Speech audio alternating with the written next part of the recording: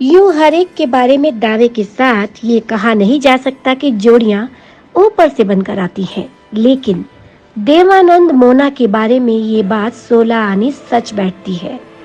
अगर ऐसा ना होता तो सुरैया ही श्रीमती आनंद होती, ना कि मोना। मोना का असली नाम मोना सिंघा था, लेकिन स्क्रीन पर उनका नाम कल्पना कार्तिक हुआ, जो उनके जेठ चेतन आनंद ने दिया था। उन दिनों टैक्सी ड्राइवर की शूटिंग चल रही थी। देव का सुरैया से फाइनल अलगाव हो चुका था। देव तन्हा और उदास थे। जिंदगी में बहुत सूनापन था। इसे भरा मोना ने। वो देव टैक्सी ड्राइवर की नायिका थी। एक दिन मोना ने ही शादी के लिए प्रपोज किया। देव तो मानो पहले से ही तैयार बैठे थे। वो जिंदगी में आए सूनेपन को भरने के लिए बेचैन थे। उन्होंने कहा, शादी तुरंत और आज ही होगी। शूटिंग ब्रेक के दौरान दोनों तय समय पर स्टूडियो से बाहर निकले। उनके साथ गवाही के लिए उनके 2 विश्वसनीय साथी थे। ये लोग रजिस्ट्रार ऑफ मैरिज के कोर्ट में पहुंचे और हो गई शादी। लौटकर दोनों फिर शूटिंग में व्यस्त हो गए, लेकिन इश्क और मुश्क लाख कोशिशों के बावजूद छुपता नहीं है। शाम होते होते राज खुल ही गया।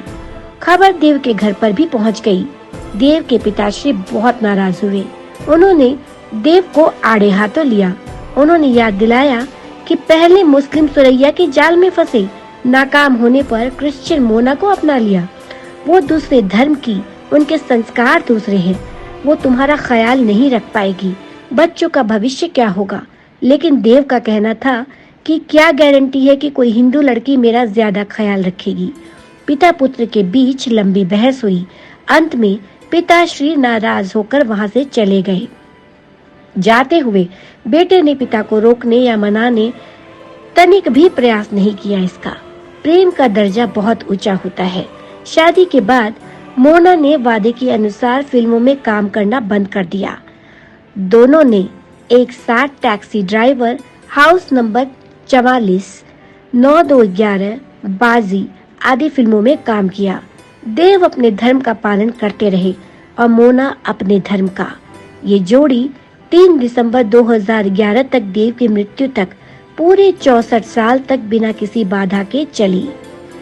तो ये था देव और मोना का प्रेम, यानी देवानंद सदाबहार रोमांटिक देवानंद और उनकी पत्नी मोना, जिन्होंने यानी कि कल्पना कार्तिक, इन दोनों ने अपने प्रेम को जीवन पर्यंत निभाया।